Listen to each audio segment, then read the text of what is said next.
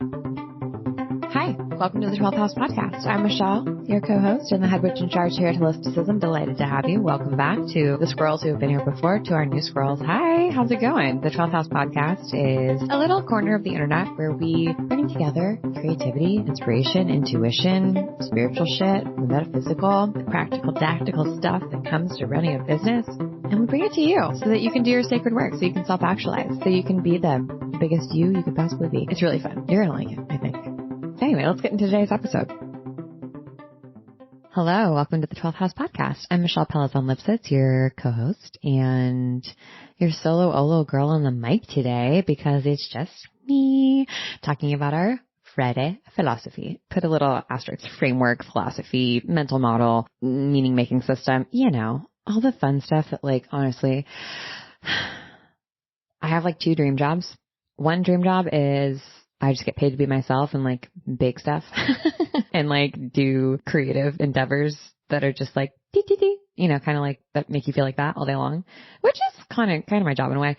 And my other job, my other dream job is just to research all day long the way that people think and like relate it to the world and what I'm experiencing and the phenomenon of just like being a person, which honestly, this podcast, these episodes really scratch that itch. So bless, I'm feeling it. Okay. I love today's content, today's framework that we're going to discover, uncover, fold into, because it's so relevant to me personally, but I'm guessing you, if you're listening to this episode and if you are, I don't know, a member of the holisticism community, I would say you're probably a really creative, intuitive, perhaps nonlinear thinker who fucking loves learning, a lifelong learner, if you will. And for those of us who are lifelong learners, who are always taking in content, all day I dream about content. We are listening to a podcast as we get ready in the morning. We're scrolling on TikTok or Instagram, taking in content. We're maybe watching a YouTube video here or there, maybe on our lunch break. We're reading a nonfiction book as we go to bed. Do you ever like shake yourself and be like, what did I just take in? Or you've ever not realized or not remembered the context of like an entire book that you know you read? For example, deep work, where you're like, okay, I know that I read that like 300-page book, but I could not tell you what's inside of it. I could not tell you 3 concepts that I learned from that book, other than like deep work is good. That is scary to me. That is scary because I hate wasting time. And I feel like if I can't recall the information that I'm taking in as a lifelong learner, what's the freaking point, dude? I'm just like, it's in one ear, out the other. It's pouring water into a bucket with a hole in it. Honestly, it makes me like nihilistic. I don't like it. And I'm guessing like you probably can relate to this. It's so frustrating when we sit through like an amazing tutorial or get like our chart read. And it totally makes sense when the expert sitting in front of you, who's an astrologer or someone who's helping you fix your car or who's teaching you how to sew, explains to you step by step how to do this thing or how this thing works. And you're like, yes, get it, serve, amazing. And then you go to do it on your own or you go to recall that information later and you're like, it's gone. Just poof, that in one ear, out the other. So frustrating, so annoying. And I have a lot of theories as to why we are trained to do this. One, of course, is that for most of us growing up in modern day education, we're basically just taught to like memorize rote information, regurgitated onto a test or in an essay to get a passing grade and then never review it again, never remember it again. So we're not really learning. We're learning how to memorize something and then sort of like trash it and make more space for more things to come in. And that means that we're just like not really metabolizing what we're learning and applying it to our lives. And to me, that's a lesson in futility. And beyond like, you know, this training that we have to sort of pass information through our systems very quickly without really digesting it, especially for nonlinear thinkers, if you're someone who's neurodivergent, if you have ADHD, our working memory like might be just objectively and scientifically bad. For example, if you have ADHD, you might have difficulty holding a series of numbers, like a phone number or a license plate number or an order number in your head, or even instructions in your mind, and thinking about how that, or mentally manipulating that information. For example, trying to do like addition or long division in your head. I don't do public math. It might be really, really challenging for you, even though you totally know how to do it. It's not like you don't know basic arithmetic. It's just how our brains work. Working memories is part of executive functioning. So it can really impact daily activities that you're taking on, your working memory or your lack thereof. Something like following multi-step instructions or recalling those multi-step instructions or keeping track of your tasks. Did you actually send that email or did you just open up an email and think that you had to do it, that then get distracted by something else? Or again, taking multiple pieces of information at once and smashing it together. For example, sequencing, trying to figure out the sequence of events. All of this, these problems, they stem from working memory, or they can stem from having shoddy working memory. And not everyone who has ADHD has poor working memory, but I would say a lot of us do. And if we can improve our working memory, first and foremost, how fucking cool is that? But second, if we can improve our working memory, that will help our anxiety when it comes to recall for our day-to-day tasks. It'll, depreciate. And I think it will just, if we have a growth mindset, it'll make us better, right? If we can actually learn and implement what we've learned in our lives, then we're going to see exponential results. We're going to see exponential improvement. I mean, I'm guessing that's why you're taking in the content in the first place, right? So how do we improve our working memory?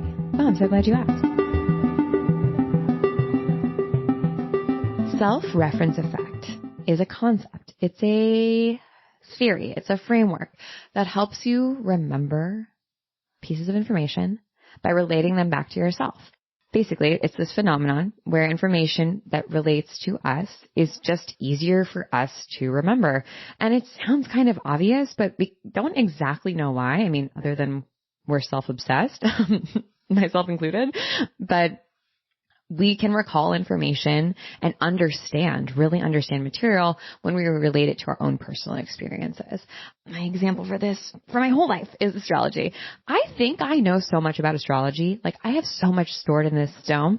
Could I tell you, if I had a pop quiz, anything about astrology? No, absolutely not. I go blank. It's nothing. There's nothing there. But I know so much about my own chart and how everything works inside of my chart because self-reference effect, because it applies to me, right? We can remember our human design or the numbers associated with our human design because it matters to us, right? So there are a couple theories as to why self-reference effect happens and kind of how we can use those concepts to make our working memory better. And that's the goal here, right? Self-reference effect is to help us sort of take the information, head nod at it, wink at it, be okay, cool. Now how does this apply to me so that I know I can remember it in the future? I'm going to be able to recall it, as opposed to having it just float on by in the lazy river past your consciousness. So the first theory that explains the self-reference effect, because we don't exactly know why this happens, we can't exactly explain this phenomenon, is elaborative encoding. Basically, when we relate information to ourselves, we process it more deeply and it encodes itself into our memory. So it's kind of I imagine it Velcroing itself on that turn of phrase or that concept or that fact, Velcroing itself onto my little brain. And by thinking about how information connects to our own experiences, we're elaborating on that information. We're comprehending that information, right? Which facilitates better memory storage in the future. So for example, astrology. It's so much easier for me to remember the traits of an Aries when I think about my friend who's an Aries, or when I think about my friend who is a Gemini sun and a Gemini moon. I'm right, I can relate the information, the traits, the characteristics, the qualities of a double Gemini to my friend. Same thing with human design, right? My husband is a manifesting generator. Wallace is a manifesting generator. And because I know about him and, obviously I'm obsessed with him and how he works, it makes it so much easier for me to apply those same set of characteristics to Wallace and understand how she works. And elaborative encoding, so taking information, looking at it again, and taking a second to just ask ourselves, how does this relate to what I already know? Or how can I use this in my daily life? Truly, that's all we need to do. Because most of the time we actually don't walk ourselves through that next step. We just kind of passively take in information, right? Oh, that's cool. Keep scrolling. If you just stop and breathe and ask yourself, what's the what? What's the fucking point?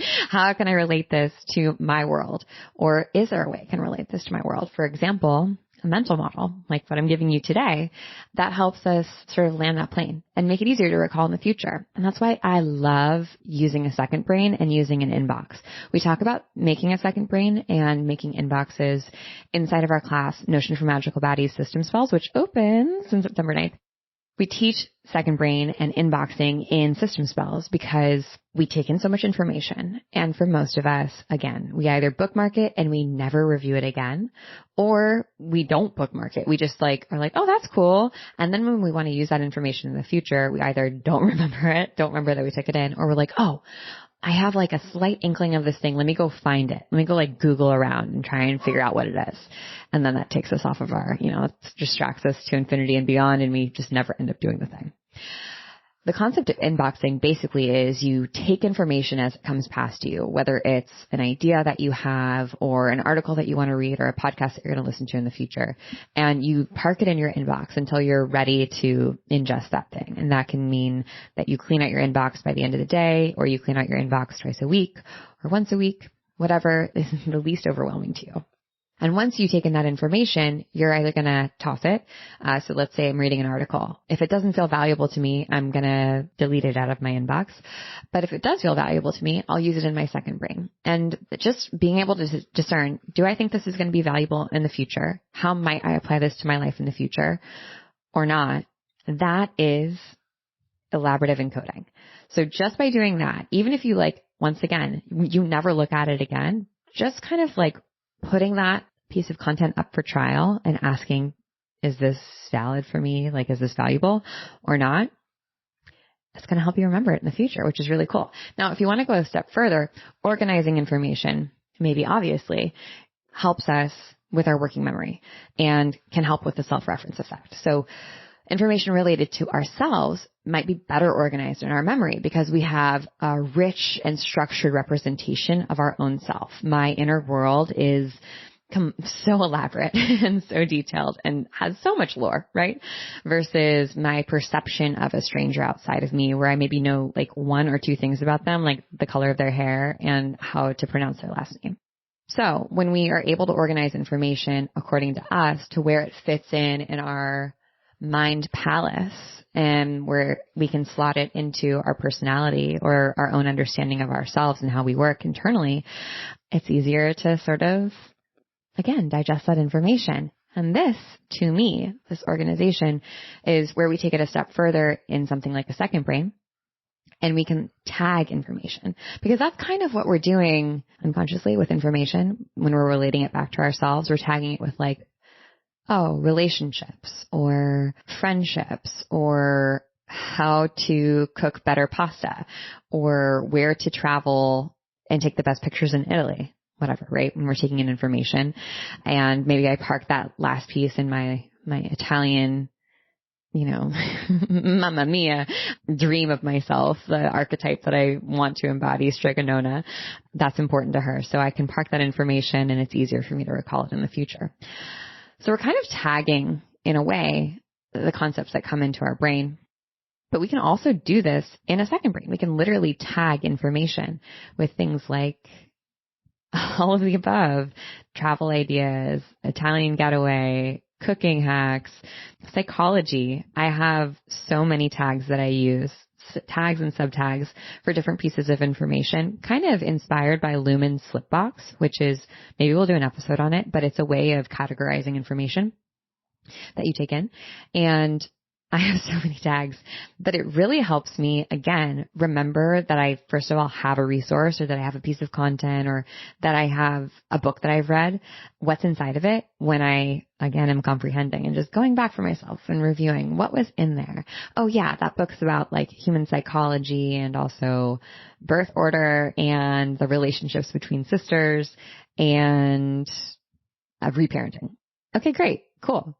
It takes truly 5 seconds to do that when I'm adding things into my second brain, and it really makes a difference. Not just, again, in my own memory, sort of planting that seed, but when I go back in the future and I'm seeking out that information. I don't have to store all of it in my head. I don't need all of the data necessarily. When I know I can find it in the future, it like helps me relax a little bit. Hey, popping in to let you know that doors are opening to our class, Notion for Magical Bodies System Spells, on September 9th. Class actually begins on September 19th. It's coming up. And, you know, we made system spells, like 2 years ago.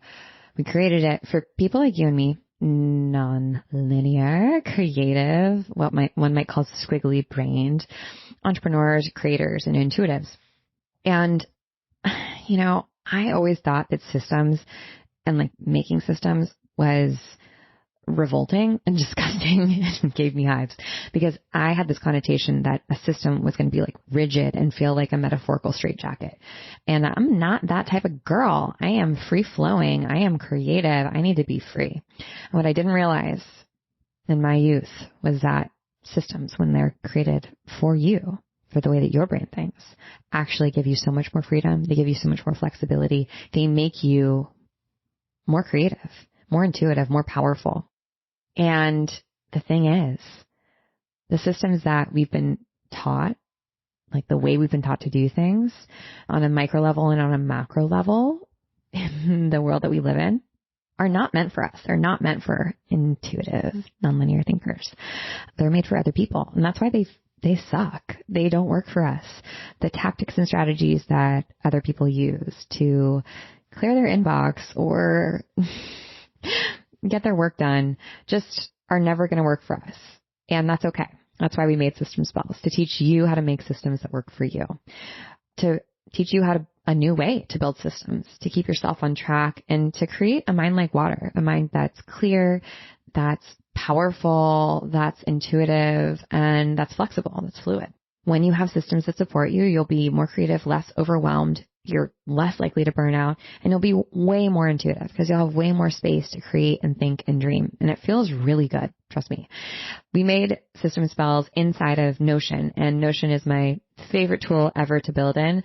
The reason that we teach our class in Notion is because it's a great way to like plant the theory and show you in real time and in real life how to build systems inside of basically like this very cool open playground.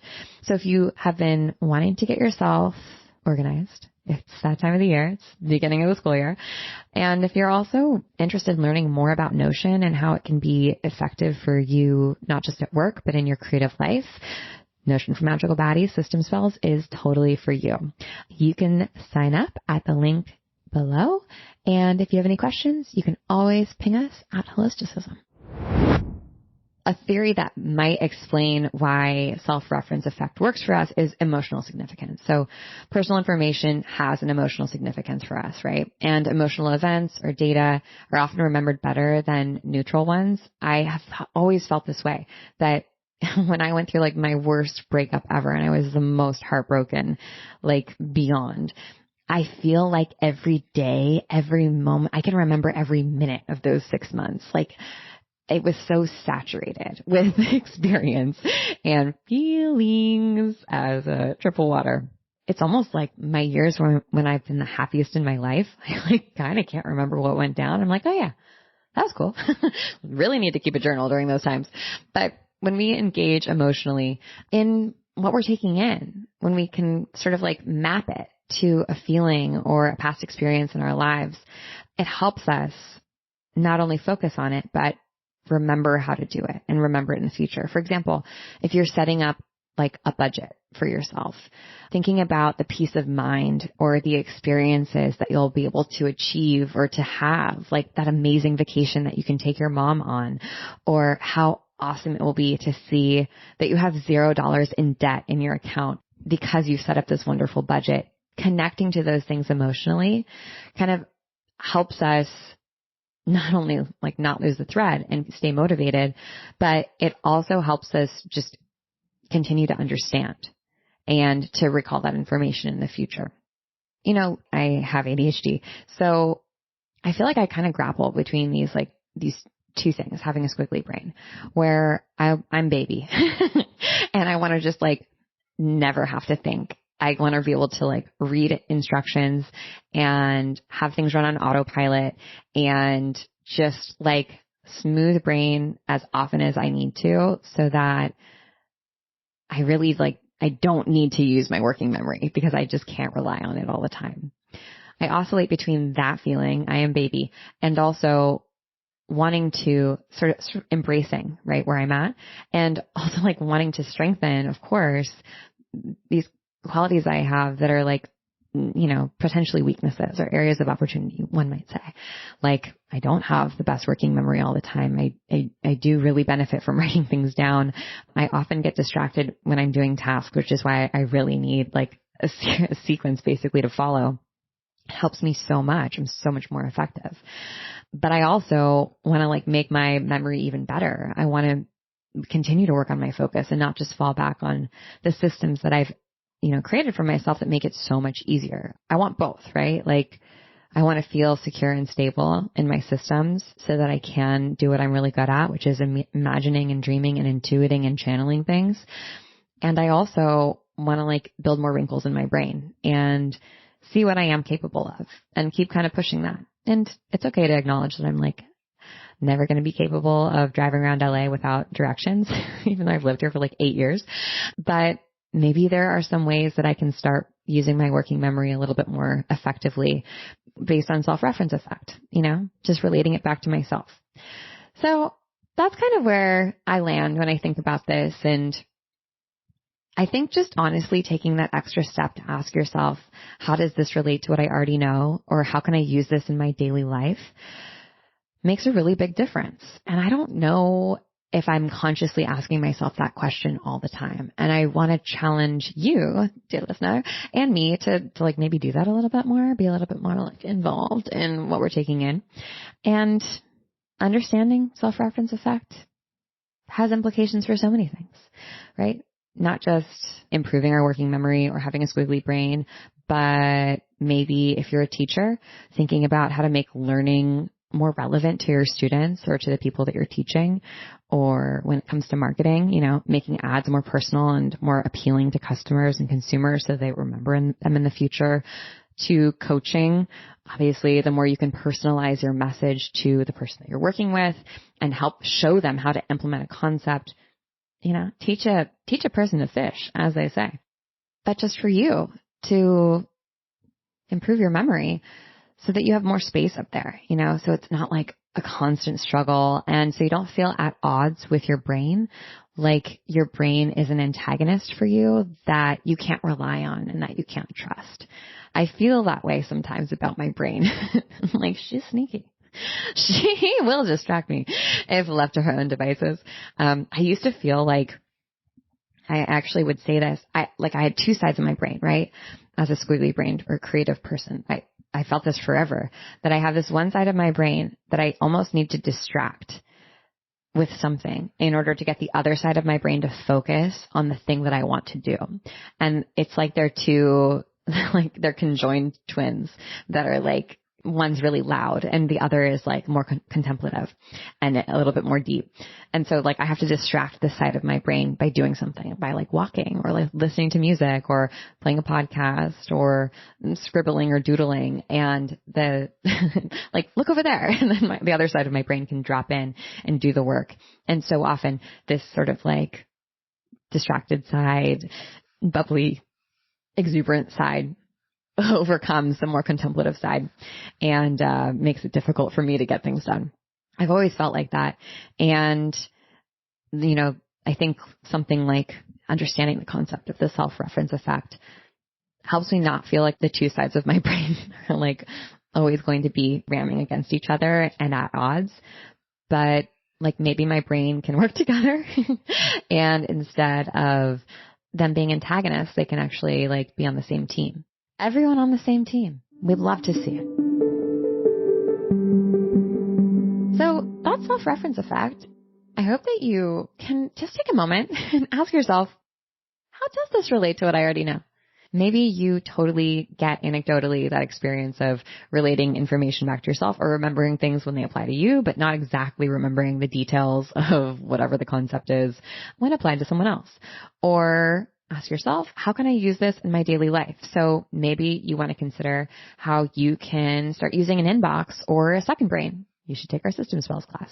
Or maybe you want to regularly review and connect to the content that you're taking in for organizational purposes or tagging purposes. Or maybe you want to try and connect emotions to the tasks or the things that you're learning as you're reading an article in the paper, trying to connect that to a time in your life that was particularly potent so that you can remember those details in the future or how it made you feel.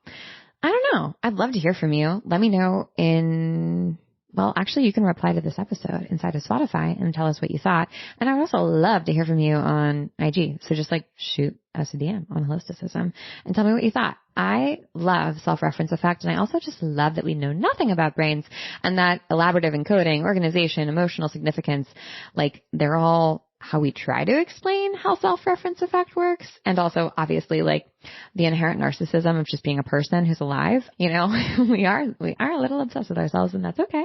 Listen, everyone's a little narcissistic. It's okay. It's all good. I just love, it's part of one of the things I love about these theories and frameworks is that could be the answer. Could not be. Could apply. Could not. I don't know. Gosh, don't you just love nuance? Don't you love the gray? I do. This was great. Thanks so much for listening and tuning in. I hope you continue to like these episodes because, spoiler, we're going to give you some more. And if you haven't already, we have the 12th House Plus. It is our private podcast feed, our paid podcast feed for subscribers, where we drop 2 new episodes each month. One is an audio course that I teach, and another is just a silly little green room where we talk about, shop stuff. We talk about what we're thinking about. Maybe we even drop a little wellness hot goss. It's a little loose. If you listened to Good For You, it's kind of like Good For You. That's what our green room conversations are. So it's $5 a month. It's so simple. And by supporting the podcast, you support us creating it, making more content, making even better content. And we so appreciate that. We love you so much. You are the best, best, best. Thanks for being around. If you want more content like this, if you want to learn from me and engage in more holisticism stuff, join the North Node. It's our private members community that is for intuitive entrepreneurs and creators. And holy moly, it's got everything I've ever taught inside of it. So if you love running a business and creating things from an intuitive perspective, but also you want the sort of logistical, practical, tactical steps to doing this stuff, the North Node is for you. We open the doors only a couple times a year, but we do occasionally pull people off the wait list. So if you're interested, you can check out the link below, learn a little bit more about the North Node and sign up for the wait list. Maybe you will get pulled off. We'd love to have you. That's it. Thanks for tuning in. Love you so much. And I'll see you next week. Okay. Bye. The 12th House is produced by yours truly, Wallace Miller Blanchard. Our theme music is made by Nathan McKay, and our wonderful editing is done by Softer Sound Studios, who you can find more information about in our show notes.